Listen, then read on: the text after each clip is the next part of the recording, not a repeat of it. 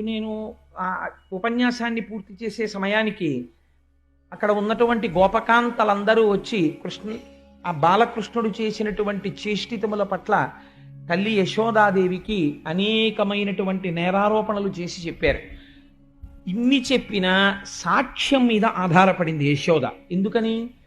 ఉదయం నుంచి నా కొడుకు నా దగ్గరే ఉన్నాడు, ఇన్ని ఇళ్లల్లో తిరిగి ఇన్ని పనులు ఎలా చేస్తాడు, పైగా పాపం చూడండి ఎంత అమాయకంగా పడుకున్నాడో నా ఊళ్ళో, అందుకని కృష్ణుడు ఏ దోషము చెయ్యలేదు అని ఆవిడ ఒక తీర్మానం చేసింది.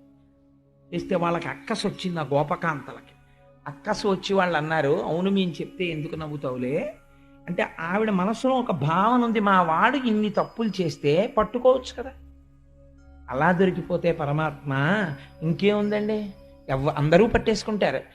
అందుకని వాళ్ళు అన్నారు, నువ్వు ఇలాంటి సందర్భం ఒకటి మీ ఇంట్లో చేయకుండా ఉంటాడేంటి, ఏదో ఒక రోజు చేస్తాడు, అప్పుడు నువ్వేం చేస్తావో మేము చూస్తాం, ప్రతిరోజు ఈ అవకాశం కోసమే ఎదురు చూస్తాం, అది ఇలా రాగానే పోపు మాడిపోయినా మాకేం బాధలేదు, మీ ఇంటికి వచ్చి చూస్తాం ఏం చేస్తావో, అప్పుడు చూద్దామని వెళ్ళిపోయారు. ఆవిడనుకుంది అలా ఎందుకు చేస్తాడు పిల్లాడు, ఏమిటో భ్రమ, వీళ్ళు ఇలా అంటారు అనుకుంది. ఆయన వెంటనే, ఆయన అమాయకుడు కాడు, ఆయన వెంట వెంటనే లీలలు చేసేస్తాడు. అమ్మకు ఒక చిన్న కానుక ఇవ్వాలనుకున్నాడు. ఏమిటా కానుక అంటే, ఇది మహాజ్ఞానులు కూడా దర్శనం చెయ్యలేనటువంటి కానుక. ఇది భక్తి కలిగినటువంటి వాడికి ఈశ్వరుడు జ్ఞానం ఎలా ఇస్తాడు అన్నదానికి ఒక గొప్ప ఉదాహరణ. ఒకనాడు తల్లి యశోదాదేవి లోపల పని చేసుకుంటాను. అక్కడ బలరాముడు ఇతర గోపబాలురు ఆడుకుంటున్నారు. ఆడుకుంటున్న వాళ్ళందరూ గబగబా పరిగెత్తుకుంటూ యశోదాదేవి దగ్గరికి వచ్చారు. వచ్చి, అమ్మా నువ్వు ఎన్నో మాటలు చెప్పావు కదా అమ్మా కృష్ణుడికి, ఒరే మట్టి తినకూడదని చెప్పావు కదా, తమ్ముడు మళ్ళీ మేము చెప్పినా సరే వినకుండా మట్టి తినేస్తున్నాడమ్మా అన్నారు. అందులోనూ గమ్మత్తు ఏమిటో తెలుసా అండి, పిల్లలు దాక్కునే ఆట అని ఒకటి ఆడతారు. కృష్ణుడికి అది చాలా ఇష్టం. పిల్లలందరినీ పిలిచి, ఒరే మనం దాక్కునే ఆట ఆడుకుందాం, మీరు దొంగల్ట, మీరు మా ఇంట్లో పడతారట, లేకపోతే నీ దొంగంట, మీ ఇంట్లో వెతుకుపోతా అంట అనేవాడు. మనకి జారత్వం చోరత్వం చాలా ఇష్టం, అందుకే ఆయన 2 లీలలు చేశాడు చిన్నప్పటి నుంచి. అందుకని వీళ్ళందరూ ఏమిటంటే దాక్కునేవారు. ఇప్పటికీ మనకి చూడండి, ఇప్పుడంటే పోయిందనుకోండి, ఇప్పుడు దేశంలో ఉన్న ఒకే ఒక ఆట ఏమిటంటే క్రికెట్ తప్పించి అసలు ఆటలన్నీ మరుగున పడిపోయాయి. ఒక విండీ కల్చర్. అందుకని అసలు పూర్వం ఏదో దాక్కునే ఆటని వాడు వెనక్కి తిరిగి 1 2 3 4 5 6 7 8 100 అంకెలు లెక్కెట్టేటప్పటికి ఎక్కడ దొంగలు అక్కడే గప్ చిప్ సాంబార్ బుడ్డ అనేవాడు. అనేటప్పటికి వాళ్ళందరూ దాక్కునేవారు. వీడు అక్కడి నుంచి జాగ్రత్తగా వెతుకుతూ వచ్చేవాడు. అందులో సునిశ్చిత పరిశీలనా శక్తి, ఎవడు ఎక్కడ దాక్కున్నాడో గభాలను వచ్చి ఎవడు వీపి మీద కొట్టేస్తాడో, కొట్టేసి వీడు మళ్ళీ దొంగెట్టాలి. అందుకని చాలా అలర్ట్గా ఉండి వెతకడం, ఇవన్నీ అలవాటు అవుతుండేవి. ఒక ధ్యానము, ఇంతమంది మధ్యలో తిరుగుతున్నా ఎక్కడ ఎవడున్నాడో అని కదలికని కనిపెట్టగలిగినటువంటి ధ్యానశక్తి పెంపొందుతుండేది పిల్లల్లో. అటువంటి ఆటలు ఉండేవి పూర్వం. ప్లస్ ఫిజికల్ ఎక్సర్సైజ్ జరుగుతుండేది ఆ పరిగెత్తడం వల్ల. ఇందులో ఎవడో పరిగెత్తుకొచ్చి వీపు మీద కొట్టేసి అవుట్ అని అరుస్తాడు. ఆ అవుట్ అని అరవడంలో రోజు 10 మాటలు అరిచాడు అనుకోండి, కంఠనాళాలు కరెంటు పోయినా సరే 2000 మందికి ఉపన్యాసం చెప్పగలిగిన కంఠం ఉండేది. అంత మంచి కంఠం. అందుకే పూర్వం ఉపాధ్యాయులు పాఠం చెప్తే ఒక 100 మంది పిల్లల్ని కూర్చోబెట్టుకుని ఒక 2 గంటల పాటు మంచినీటి చుక్క నోట్లో వేసుకోకుండా చెప్పేసేవారు.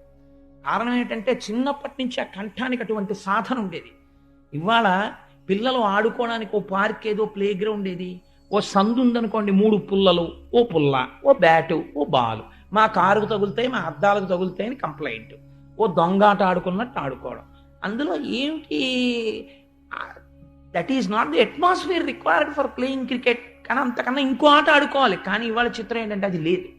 లేకపోవడంలో చాలా ట్రబుల్స్ వస్తున్నాయి, చాలా అనారోగ్యాలు, చాలా మందికి థ్రోట్కి సంబంధించినటువంటి ప్రాబ్లమ్స్. ఎందుకంటే చిన్నతనంలో అలా అరవక, అలా ఆడక. కాబట్టి కృష్ణ పరమాత్మ చక్కటి ఆటలు ఆడుతున్నారు. ఆడుతుంటే దొంగాట ఆడేటప్పుడు ఈయనకు మంచి సావకాశం ఉండేది. అందరూ దాక్కుంటారు కదా, ఈయన కూడా దాక్కునేవాడు. ఎక్కడో దాక్కుని, ఇప్పుడు ఎవరు దగ్గరికి రారు, ఎక్కడున్నవాడు అక్కడే దాక్కోవాలి. అందుకు నేను ఒక్కడూ కూర్చుని మట్టి తీసి నోట్లో పోసుకుంటూ ఉండేవాడు. కారణం ఏమిటంటే ఆ భూకాంత ఎంత పొంగిపోయిందో ఇక్కడ కాదు, ప్రథమ స్కంధంలో చెప్తారు దాన్ని. ఆవిడ చెప్పుకుంది, ఒకనాడు ఆ శ్రీలలనీశుడు ఆ స్వామి ఈ భూమి మీద నడిచాడు, నేను అదృష్టవంతురాల్ని, ఇవాళ అవతారం లేదంటుంది కృష్ణావతారం తర్వాత. అలా ఆ భూకాంత పొంగిపోవడం కోసమని ఆ మట్టి తీసి ఆయన నోట్లో పోసుకునేవాడు. ఈలోగా అక్కడెక్కడో దాక్కున్నవాడు ఇలా చూశాడు కృష్ణుడు నోట్లో మట్టి పోసుకోవడం. పిల్లలకి ఎంత సరదాగా ఉంటుందంటే పక్కవాడు ఏదైనా దొరికితే వెళ్ళి వాళ్ళ అమ్మా నాన్నకి చెప్పాలి. అందుకని బలరాముడికి చెప్పారు, ఒరే బలరామా బలరామా మీ తమ్ముడు మట్టి తినేస్తున్నాడు రా. ఈయన అని పెట్టుకుని నిలబడ్డాడు. నిలబడితే ఇంకా అనుమానం ఎక్కువైపోతుంది కదా మట్టి తినేసాడని.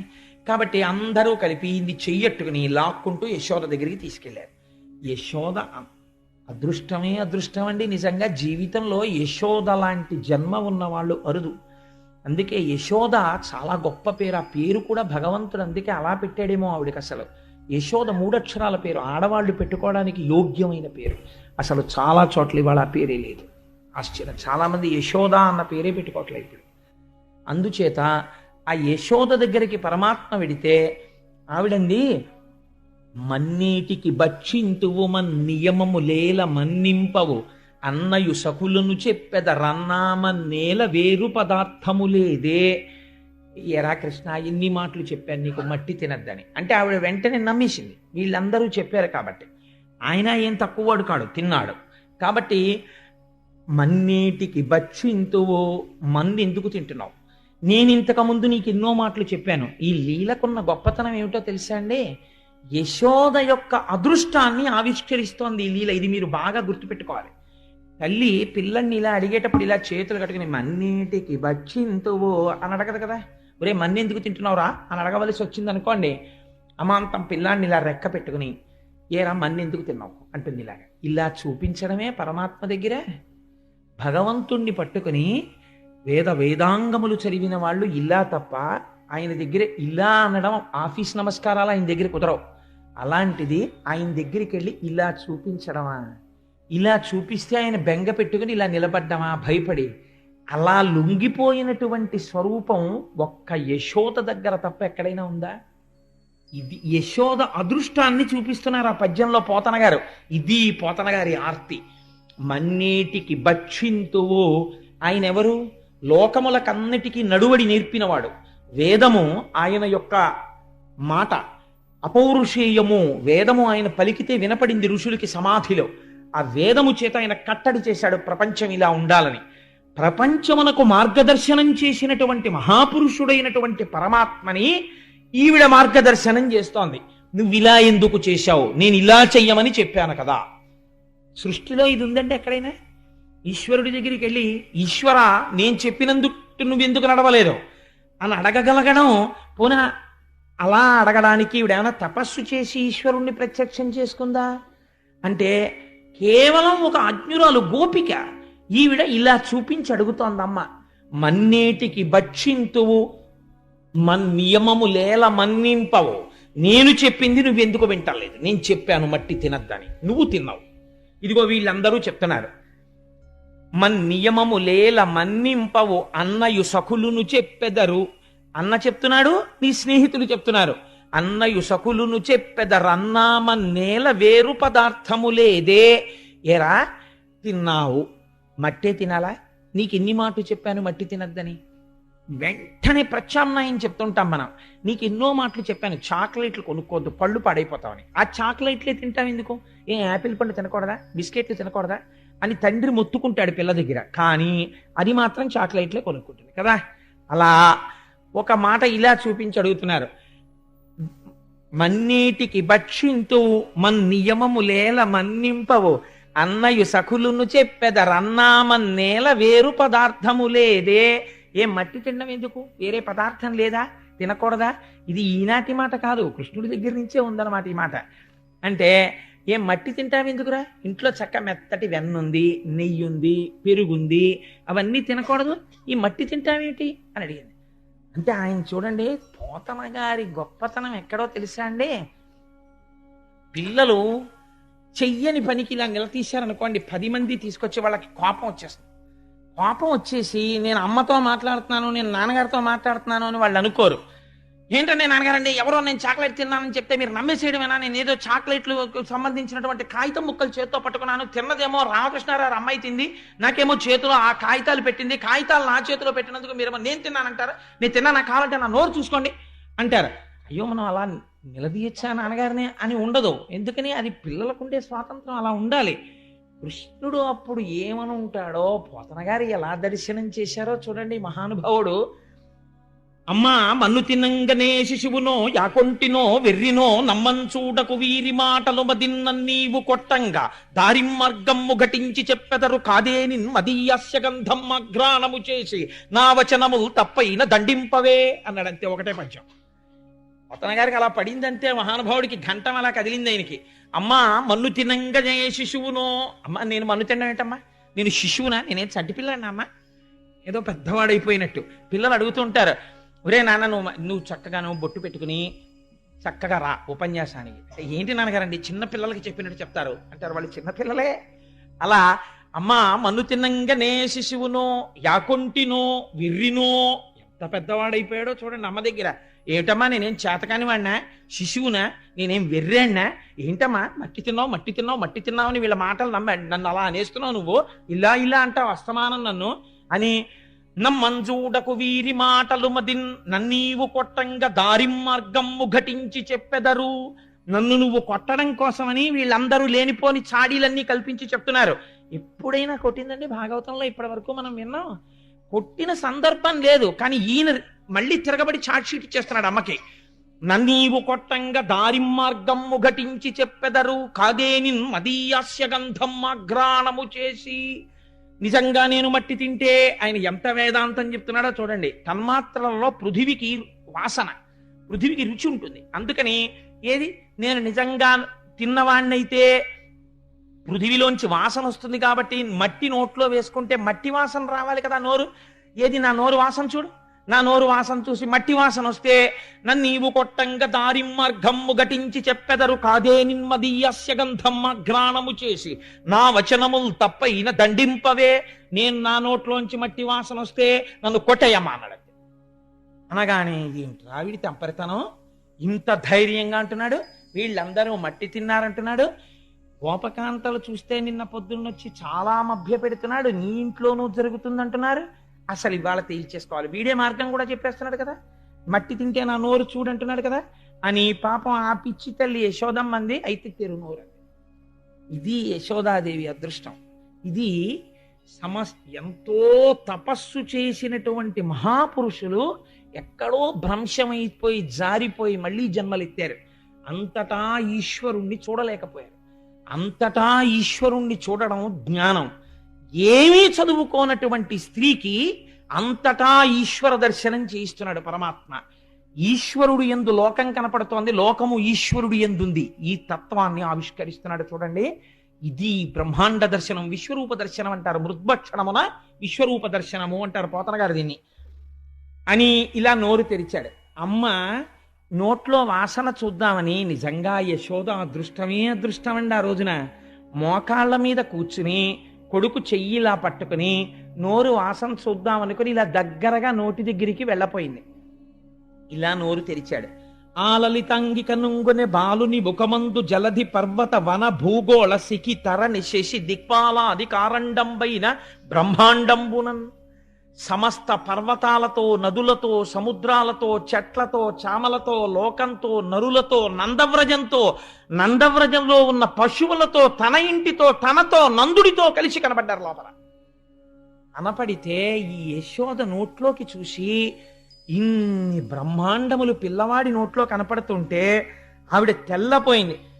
తెల్లపోయి ఆవిడ అనుకుంది, కలయో వైష్ణవమాయయో ఇతర సంకల్పార్థమో సత్యమో తలపన్నేరకయున్నదాననో యశోదాదేవి కానో పరస్థలమో బాలకుడెంత వీని ముఖస్తంభై అజాండంబు ప్రజ్వలమయ్యుండుటకేది హేతువో మహాశ్చర్యంబు చింతింపగన్. ఇదే కదండి జ్యోతిర్లింగం అంటే. నోరు తెరిస్తే ఆ నోట్లో ఉన్నవన్నీ చూసి యశోదంది, ఏం ఆశ్చర్యం, కలయో వైష్ణవమాయయో ఇతర సంకల్పార్థమో సత్యమో. ఇది కళ, వైష్ణవమాయ, ఏదైనా సంకల్పమా? అసలు లేకపోతే ఇది సత్యమా? యశోదాదేవి కాను, అసలు నేను యశోదనేనా? పరస్థలమో, నేను ఇంట్లోనే ఉన్నానా? బాలకుడెంత, వీడు నా కొడుకేనా? ఇంత చిన్న పిల్లాడా? వీని ముఖస్తంభై అజాండంబు ప్రజ్వలమయ్యుండుటకేది హేతువో, వీడి నోట్లో బ్రహ్మాండాలన్నీ ఉన్నాయా? మహాశ్చర్యంబు చింతింపగన్, ఎంత గొప్ప మాట పడిపోయిందో చూడండి. మహాశ్చర్యంబు, బ్రహ్మమునకు అద్భుత దర్శనము అని పేరు. మహాశ్చర్యంబు చింతింపగన్, ఆలోచిస్తే చాలా ఆశ్చర్యకరంగా ఉంది. పిల్లవాడు ఏమిటి, పిల్లవాడి నోట్లో బ్రహ్మాండాలు ఏమిటి అని ఆవిడ తెల్లపోయింది. మీరు మామూలుగా ఆలోచన చేస్తే, అండి ఇవన్నీ ఎలా కుదురుతాయండి, ఓ చిన్న పిల్లవాడి నోట్లో అన్నీ ఉంటాయా అని మీరు నన్ను అడగవచ్చు. మిమ్మల్ని నేను ఒక ప్రశ్న వేస్తాను, ఊహ చెయ్యండి. శంకర భగవత్పాదులు ఒక అద్భుతమైన శ్లోకం ఇచ్చారు దక్షిణామూర్తి స్తోత్రంలో.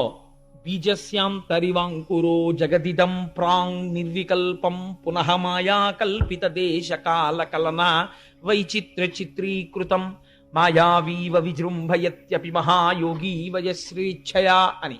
అందులో బీజస్యాం తరివాంకురో, ఒక రావి చెట్టు ఉంది. రావి చెట్టు ఎంత పెద్దది? చాలా పెద్ద రావి చెట్టు. ఇంత పెద్ద రావి చెట్టు యొక్క మూలము లేదా ఆ రావి చెట్టు యొక్క సూక్ష్మ దశ ఎక్కడ ఉన్నది అంటే, ఇంత రావి చెట్టు కూడా ఇంత చిన్న విత్తనమునందు ఉన్నది. లేకపోతే దాని నిర్మాణమునకు సంబంధించిన సమస్త ప్రక్రియ విత్తనం బద్దలై అందులోంచి ఎలా వచ్చింది? అందులో ఉంది కాబట్టి పైకొచ్చింది. కానీ సూక్ష్మావస్థ యందు అణిగి ఉన్నది, అందులోంచి రావి చెట్టు రాదు అని మీరు చెప్పింది నిజమైతే విత్తనంలోంచి చెట్టు రాకూడదు. రావి చెట్టు అందులోనే ఉన్నది నిజమైతే విత్తనంలోంచి చెట్టు వచ్చింది. మీకు ఇంకొక ఉదాహరణ చెప్తాను. ఒక నువ్వు గింజ యందు కొన్ని కోట్ల కోట్ల నువ్వు గింజలు ఉన్నవి. ఎలా అని మీరు నన్ను అడగచ్చు. ఒక నువ్వు గింజ తీసుకెళ్ళి అందులోనే మొత్తం నువ్వు గింజలకి సంబంధించిన సృష్టి అంతా ఉంది. ఒక నువ్వు గింజ మీరు భూమిలో పెట్టారనుకోండి, ఒక నువ్వు చెట్టు లేస్తుంది. ఇప్పుడు దానికి ఇన్ని నువ్వులు వస్తాయి. ఇన్ని నువ్వులు తీసుకెళ్ళి మళ్ళీ మీరు వేస్తే అన్ని చెట్లు వస్తాయి, అన్ని నువ్వులు వస్తాయి. మళ్ళీ ఆ నువ్వులు వేస్తే ఇన్ని నువ్వులు వస్తాయి. ఇలా వెళ్ళిపోతే ఒక నువ్వు గింజలోంచి ఎన్ని నువ్వులు వచ్చాయి? వీటన్నిటికీ వెనక్కి వెళ్ళండి, ఆదేది ఒక నువ్వు గింజే. ఒక నువ్వు గింజలోంచి ఇన్ని నువ్వు గింజలు వచ్చినట్టే బ్రహ్మమునందే లోకమంతయు ఉన్నది. లోకమునందు లోకము బ్రహ్మమే అయ్యున్నాడు. మీకు ఇంకొక ఉదాహరణ చెప్తే నేను ఈ విశ్వరూపత సందర్శనాన్ని బాగా పూర్తి చేసిన వాడిని అవుతాను. ఇంత మట్టి ముద్ద తెచ్చి అక్కడ పెట్టి ఈ మట్టి ముద్దని చిలిపి సహస్రలింగార్చనకి చిన్న చిన్న చిన్న చిన్న శివలింగాలు చేశారు. అందులోంచే సహస్రలింగార్చన చుట్టూ పెట్టడానికి ఇన్ని ప్రమిదలు చేశారు. అందులోంచే సహస్రలింగానికి నైవేద్యం పెట్టడానికి ఓ చిన్న మట్టి పాత్ర చేశారు. అందులోంచే సహస్రలింగానికి నైవేద్యం పెట్టడానికి ఓ చిన్న గ్లాసు చేశారు. అందులోంచే ఉద్ధరిని ఒకటి తయారు చేసి అందులో పెట్టారు. ఇప్పుడు ఇవన్నీ ఎందులోంచి వచ్చాయి? శివలింగము మట్టిలోంచి వచ్చింది. శివలింగమునకు పెట్టవలసిన దీపములకు సంబంధించిన ప్రమిదలు మట్టిలోంచి వచ్చాయి. శివలింగమునకు పెట్టవలసినటువంటి అభిషేక నైవేద్య పాత్ర మూకుడు మట్టిలోంచి వచ్చింది.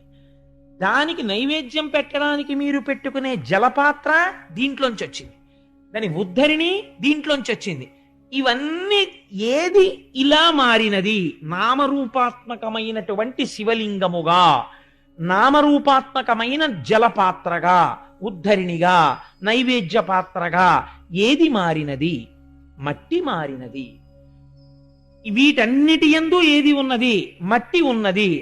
ఈ మట్టి యందు ఏ ఉన్నవి? ఇవన్నీ ఉన్నవి కదండి. ఇవన్నీ అందులోంచే వచ్చాయి.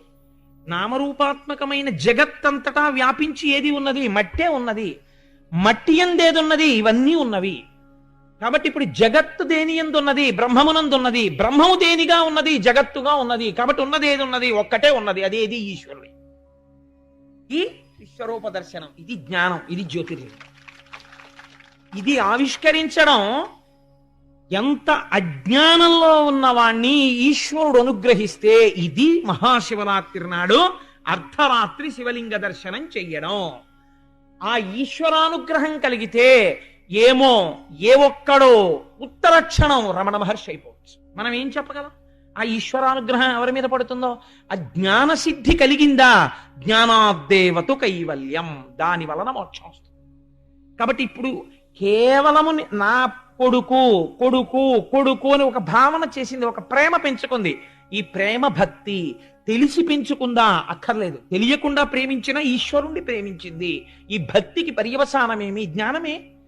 ఇదే విశ్వరూప సందర్శనము. అయితే ఇక్కడ పరమాత్మ ఒకటి అనుకున్నారట, అమ్మ ఇలా జ్ఞానంతో ఉండిపోయి అమ్మ బాగా లోకములో బ్రహ్మమును చూసేస్తే ఇంకా అమ్మ నాకు అమ్మగా ఉండగలదా, ఉండలేదా? కాబట్టి మళ్ళీ వైష్ణవ మాయ కప్పాలి అంటే మళ్ళీ లోకాన్ని చూడాలి, బ్రహ్మాన్ని మర్చిపోవాలి. కాబట్టి ఏం చేశాడు? ఒక్కసారి ఉపసంహారం చేశాడు ఆ జ్ఞానాన్ని. అంతే. ఆవిడ అమ్మ అయిపోయింది, ఈయన కృష్ణుడు అయిపోయాడు, కొడుకు అయిపోయాడు. ఉపన్యాసం అయిపోగానే మళ్ళీ మీరు మీరే, నేను నేనే అని ద్వైతంలోకి వెళ్ళిపోయినట్టు. కాబట్టి ఏమైపోయింది? ఏకకాలమునందు మళ్ళీ మాయని ప్రసరింపచేసినాడు. ప్రసరిస్తే ఆవిడ మళ్ళీ ఆ వైష్ణవ మాయలోకి వెళ్ళిపోయింది. వెళ్ళిపోయి ఆయన నా కొడుకు, చిన్ని బిడ్డడు అన్న భావనలోకి వెళ్ళిపోయింది. ఇంత చిత్రంగా కొడుకుని నా పిల్లవాడే నా పిల్లవాడే అని ఇంత లీల చేసిన వాడు ఎంత అమాయకత్వం నటిస్తాడో తెలుసా అండి? ఇది వైష్ణవ మాయ అంటే, ఇది పరమాత్మ యొక్క అనుగ్రహం అంటే ఎంత చిత్రంగా ఉంటుందో చూడండి ఆయన లీల.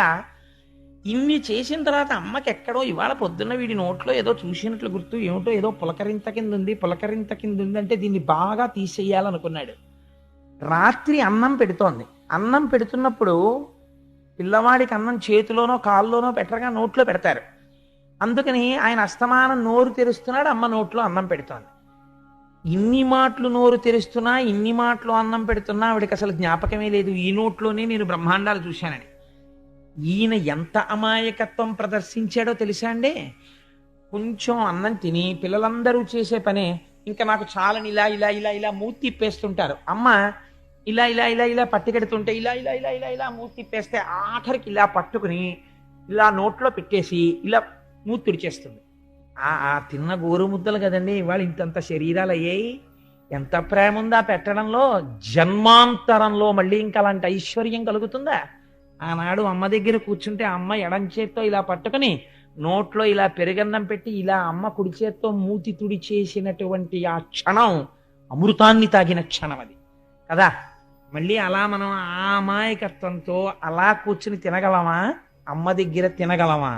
అమ్మ దగ్గర అలా తిన్న క్షణం ఏదో అది జీవితం ధన్యత పొందిన క్షణం.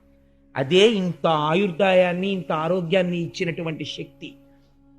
కాబట్టి యశోదమ్మ కూడా అలాగే పెడుతోంది. నోట్లో పెడుతుంటే మూతి అని బిగించి నోరు ఇలా ఇలా ఇలా తిప్పేస్తున్నాడు. తిప్పేస్తుంటే ఆవిడంది, ఉరై నీకు నేను పెరుగన్నం కమ్మగా కలిపి వెన్నముద్ద నంచి పెడుతుంటే మూతి ఇలా మూసేసి నేను తిన్నని ఇలా ఇలా తిప్పేస్తున్నా. అవును, అన్నం పెడితే ఎందుకు సహిస్తుంది నీకు? నీకు అన్నం అక్కర్లేదు. ఏం చేస్తానో తెలుసా? కాసేపు ఆగి పూర్వం వచ్చేవారు, ఇప్పుడంటే మానేశారు. వాళ్ళు ఒక షిఫ్ట్ పెట్టేసుకున్నారు. పూర్వం రాత్రి 9 గంటలకు వచ్చేవారు. వచ్చి అమ్మా మాధవ కబళం తల్లి అనేవారు. ఇంటి ముందు నుంచి మా చిన్నతనంలో ఏలూరులో వస్తుండేవారు. అంటే ఇళ్లల్లో అన్నం తినేసిన తర్వాత మాధవ కబళం కోసం వస్తాడరా అని ఒక సంస్కృతి అలవాటు చేసేవారు. వాడికి కూడా పెట్టాలి, లేకపోతే వాడికి అన్నం తినకపోతే నిద్ర పట్టదు. అందుకే జాగరణ చేస్తే పేదవాడి కష్టం తెలుస్తుంది. అన్నం తినలేదనుకోండి నిద్ర పట్టదు వాడికి రాత్రి. అందుకని ఒరే వాడికి ఒక ముద్ద ఉంచండి అని చెప్పి కాస్త ఉంచేవారు. ఒక్క ముద్ద తక్కువైతే మజ్జిగ తాగు పడుకోండి, కడుపు చల్లగా నిద్ర పడుతుంది. కానీ ఇంకొకటికి పెట్టి పడుకోవాలని ఉంచేవారు ఆ గిన్నెలో ఉంచి. ఎవరే మాధవ కబళం వాడు ఇంకా రాలేదురా అని ఎదురు చూసేవారండి వాడి కోసం. అమ్మ మాధవ కబళం అమ్మాయ వచ్చేసాడరా పెట్టేసి పడుకుందానికి అవ్వ వెళ్ళి ఆయన వేసి వచ్చి పడుకుని నిద్రపోయేవారు. అలా మాధవ కబళం దాని పేరు. ఎంత విచిత్రమైన పేరో చూడండి. అది మాధవుడికి ఇస్తున్న కబళం. మాం అంటే లక్ష్మీదేవి, ధవుడు అంటే భర్త. ఇది ఈ ఆర్తి చూసి ఈశ్వరుడు ఐశ్వర్యం ఇస్తున్నాడు నీకన్నారు. అందుకని ఆ కబళం ఒక ముద్ద తీసుకెళ్ళి ఆయనకి వేసేవారు. 4 ఇళ్లలో 4 ముద్దలు తిని ఆయన చెట్టు కింద పడుకునేవాడు. కాబట్టి ఆవిడంది యశోదాదేవి కాసేపు ఆగి అమ్మా మాధవ కబళం తల్లి అని వాడు వస్తాడు. అప్పుడు నిన్నేం చేస్తానో తెలుసా? నీకు అన్నం అక్కర్లేదు కదా, నేను పెట్టింది అక్కర్లేదు కదమ్మా, ఇంట్లో పిల్లాడు ఉన్నాడమ్మా, వాడికి అన్నం అక్కర్లేదు, వాడిని పట్టుకెళ్ళిపోండి మీతోటి, వాడికి ఎప్పుడు ఆ ఆటలు, ఆ ఇల్లు తిరగా, ఈ ఇల్లు తిరగా, ఇలాంటి పనులే చేస్తుంటాడు అంటే అమ్మ మీద కోపం అనమాట. ఇలా పెట్టేసి మూతి అని చూస్తున్నాడు. నన్ను ఇచ్చేస్తావా అన్నట్టుగాను. నిన్ను ఇచ్చేస్తాను. వాళ్ళు ఏం చేస్తారో తెలుసా, వాళ్ళ దగ్గర పెద్ద పెద్ద భిక్షాపాత్రలు ఉంటాయి, పెద్ద సిల్వర్ క్యారేజీలు పట్టుకొస్తారు. ఒక్కొక్కసారి ఇంట్లో ఏదో పెళ్ళో లేకపోతే విండో అవుతుంది, చాలా ఉండిపోయాయా అంటారు. అప్పుడు వాళ్ళు 4-5 గిన్నెలు తీసేవారు, ఓ గిన్నెలోంచి తీసి ఇవన్నీ పెట్టుకుని చక్కగా పెద్ద బ్యాగ్లో పెట్టుకుని వెళ్ళిపోయేవారు, గోను సంచులండి దాంట్లో. వాళ్ళ దగ్గర అలాంటిదో సంచి ఉంటుంది, నిన్ను తీసుకెళ్ళి ఆ సంచిలో పడేస్తారు. వాళ్ళు ఏం చేస్తారు తెలుసా, మూట కట్టేసి భుజాన వేసుకుని ఊరు బయటికి వెళ్ళిపోతారు. వెళ్ళిపోయి వాళ్ళందరూ బైరాగులు చెట్టు కింద పడుకుంటారు రాత్రి, ఈ మాధవ కబలం తినేసి. అక్కడికి తీసుకెళ్ళి వాళ్ళు అన్నిళ్లలోంచి పట్టుకొచ్చి నీకు పెడతారు. పాపం ఆయన అంతే కదండి, అన్నిళ్లలో నైవేద్యాలు తింటాడుగా, అందుకని తెలియకుండా స్తోత్రం చేసేస్తోంది ఆవిడ. తీసుకెళ్ళి నీకు అప్పుడు పెడతారు. అప్పుడు నీకు ఎంత రుచిగా ఉంటుందో, అమ్మ పెడితే ఎందుకు ఎక్కుతుంది నీకు, అప్పుడు వాళ్ళ దగ్గర తిను. అప్పుడు వాళ్ళు తినకపోతే ఏం తినో అని ఇలా బొగ్గట్టుకుంటారు. అప్పుడు ఇలా నోరు తెరిచి తిందుగా అనేటప్పటికి ఇలా కోపంగా చూస్తున్నాడు, అమ్మ వంక నన్ను అన్నేసి మాటలంటావా అని. ఇంతలోకే నిజంగా అమ్మా మాధవ కమలం తల్లి అన్నాడు ఎవరో. అయ్యో వచ్చిన వాడిని ఉట్టినే పంపించకూడదని ఈవిడ కాస్త అన్నం తీసుకుని పట్టుకెళ్ళి వేద్దామని ఓ గిన్నెలో పెట్టుకుంటోంది.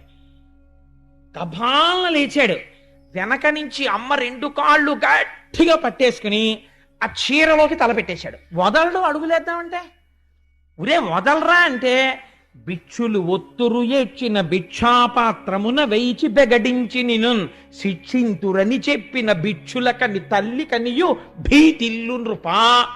అమ్మ వంక మాధవ కబలం తల్లి అన్నవాడి వంక చూసి ఇలా భయపడిపోయి అమ్మ నన్ను వేసేస్తావా, అమ్మ నన్ను వేసేస్తావా అన్నట్టు ఇలా చూస్తుంటే, ఓరి పిచ్చి కన్నా నిన్ను వేసేస్తానా, లేక లేక పుట్టినవాడివి ఎందుకు వేస్తాను, అన్నం తింటాననేవాడు. కూర్చో, వాడికి మాధవ కబలం వేసి వచ్చేస్తానంటే, అమ్మ నన్ను వేసేకే, అమ్మ నన్ను ఇచ్చేకే, అమ్మ నన్ను ఇచ్చేకే, నిన్ను ఇవ్వనురా, నువ్వు కూర్చో, నిన్ను ఎందుకు ఇచ్చేస్తాను రా, నువ్వు నా కన్నవాడివి, నిన్ను ఇస్తానా నాన్న అని ముద్దు పెట్టుకుని అక్కడ కూర్చోబెట్టి వేసి వస్తే అప్పుడు దొంగ నవ్వు నవ్వితే ఆ నవ్వు చూసుకుని యశోద మురిసిపోయాడు. ఈ ముందు లీలకి ఈ లీలకి ఏమన్నా ఎంత అమాయకత్వం నటించాడండి, ఎంత జ్ఞానంతో ఎంత విశ్వరూప దర్శనం చేయించాడు. ఇది కృష్ణ పరమాత్మ అంటే.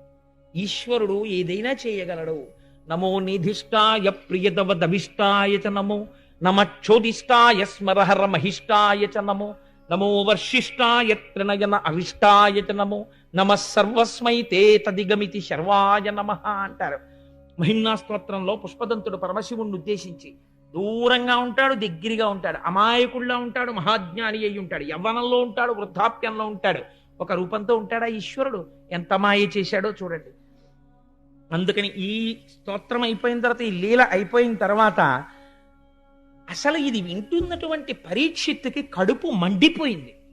ఎందుకు మండిపోయిందంటే ఆయన అన్నాడు, ఏమయ్యా ఎప్పుడైనా ఓ నోము నోచిన వాళ్ళు ఉంటారు, ఓ వ్రతం చేసిన వాళ్ళు ఉంటారు, అభిషేకం చేసుకున్న వాళ్ళు ఉంటారు.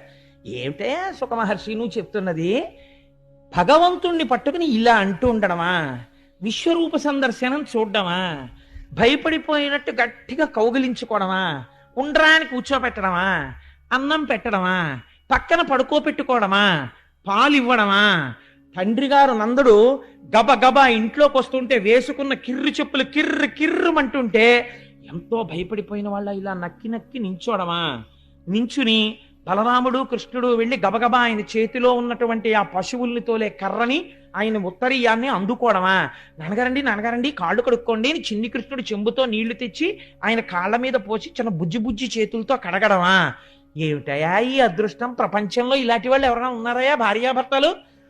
జగదీశ్వరునకు చన్నిచ్చు తల్లిగా ఏమి నోము నోచెయ్యి యశోద, పుత్రుడంచు అతని పోషించు తండ్రిగా నందుడేమి చేసే నందితాత్మ. ముందు నాకు అసలు ఇది చెప్పన్నాడు. ఎంత బాధ వచ్చిందో చూడండి. అసలు ఏం అదృష్టం రా ఆ నందుడిది యశోదది. అసలు వీళ్ళిద్దరూ ఏం పూజ చేస్తే కృష్ణుడు ఇలా కొడుకై పుట్టాడో నాకు ఇది చెప్పు అన్నాడు. నేను అనుకుంటున్నాను మీకు అందరికీ కోరిక వచ్చేసి ఉండాలి. అసలు అయితే ఓ కోరిక ఉండాలి, కృష్ణుడు పెరిగిపోకుండా ఇలాగే ఉంటే బాగుండు లీలలన్నీ అని కూడా. నాకైతే ఏమనిపిస్తుందో తెలుసా అండి, ఒక్కొక్క లీల దాటిపోతుంటే అమ్మో ఇంకా పెద్దవాడైపోతున్నాడు, ఇంకా గంభీరమైన స్థాయికి వెళ్ళిపోతాడు. భగవద్గీత చెప్పిన కృష్ణుడి కన్నా వెన్న దొంగతనం చేసిన కృష్ణుడే బాగుంటాడు, ఇలాగే బాగుంటాడేమో అనిపిస్తుంది నాకు. అలా ఎంత చిత్రమో చూడండి. పరీక్షిత్తు కూడా ఇదే ప్రశ్న వేశాడు. వేస్తే ఆయన అన్నారు, శుకబ్రహ్మ ఒక నవ్వు నవ్వి, ఏమి తపస్సు చేశారో నేను చెప్పనా? ఏమీ చేయలేదు. ఇది విచిత్రం. కృష్ణ పరమాత్మ భూమండలం మీద ఆవిర్భవించే ముందు దేవతల్ని తమ అంశలతో ఆవిర్భవించమన్నాడు. చతుర్ముఖ బ్రహ్మ గారు ప్రజాపతులలో అక్కడ ఉండేటటువంటి ఆ వసువులలో ప్రముఖుడైనటువంటి వాడు ద్రోణుడు. ఆ ద్రోణుడి భార్య ధర, వీళ్ళిద్దరినీ పిలిచి, శ్రీమన్నారాయణుడు కృష్ణ పరమాత్మగా ఆవిర్భవిస్తున్నాడు, మీరిద్దరూ కూడా వెళ్ళి భూమి మీద అవతరించండి అన్నారు. అంటే ఆయన అన్నారు, మేము అవతరిస్తాం, మేము భూమి మీదకి వెడతాం, గొల్లవాడిగా గొల్లవాని భార్యగా మేము జన్మిస్తాం, కానీ మాకొక్క వరం ఇస్తే వెడతాం. ఏమిటో తెలుసా? భూమి మీద అవతరించినటువంటి కృష్ణ పరమాత్మని మా కొడుకు అన్న భావనతో కొడుకుగా లాలించి పెంచి పోషించే వరం ఇస్తే వెడతామన్నారు. మీకు కూడా ఆ వరం ఉన్నది భూమి మీద పుట్టిన వాళ్ళకి. ఏమిటో తెలుసా అండి? మీ ఇంట్లో ఒక్క కృష్ణమూర్తి ఉండి ఆయనకు తులసిమాలేసి, ఆయన మూతి వంక చూసి, ఆయన ముక్కు వంక చూసి, ఆయన కళ్ళ వంక చూసి, ఆయన వేణువు వంక చూసి, ఆయన కట్టుకున్న పంచవంక చూసి అలా నించుంటాడు చూడు, హాయిగా టీవీ చూస్తాడు, వచ్చే వాళ్ళని చూస్తాడు, వెళ్ళే వాళ్ళని చూస్తాడు. పోనీ నాన్నగారు ఇంత అలిసిపోయారని వెళ్ళి ఓ తులసిమాల తను తెచ్చుకోవచ్చు కదా, ఓ 2 రూపాయలు పెట్టి తులసిమాల తేడు, ఏమీ చెయ్యడు. ఓ పురాణానికి రాడు, ఓ గుళ్ళోకి రాడు. నాన్నగారండి మీరు బయట తాళం వేసి వెళ్ళిపోండి, నేను ఇంట్లో ఆడుకుంటానని ఎప్పుడు ఆ వేణువు పెట్టుకుని ఆడుకుంటూ ఉంటాడు ఇంట్లో తిరుగుతూ. ఇలా అయితే ఎలాగరా నాన్న? కృష్ణుడి వంక చూసి మీరేదో తండ్రి అనుకుని, ఆ తర్వాత ఒక రోజున స్వామి నువ్వు జగత్ ప్రభువి అనుకుని, అమ్మో కృష్ణుడికి పొద్దున్నే పాలు ఇవ్వకపోతే బాబాయ్ చాలా అల్లరి చేసేస్తాడు, అమ్మ నాకు ఇంకా పాలు ఇవ్వలేదా అనుకుని ఇంటి ఆవిడ అనుకుని ఓ గ్లాస్తో కొద్దిగా పాలు తీసుకొచ్చి ఆయన దగ్గర పెట్టి, కృష్ణ పాలు తాగాయి, ఏడు మొదలెట్టకు, అమ్మ నాకు ఇంకా పాలు ఇవ్వలేదమ్మా అని అరవకు, కాసిన పాలు తాడు అని కాసిన పాలు అక్కడెట్టి, కాస్త అన్నం తినే ముందు ఇంత పెరుగన్నం కలుపుకుని ఆ గబగబా కృష్ణయ్య వచ్చి పక్కన కూర్చున్నట్టు ఓ ముద్ద ఆయనకి పెట్టి ఓ ముద్ద తను తింటున్నట్టు భావన చేస్తే మీరు యశోద కాగలరు.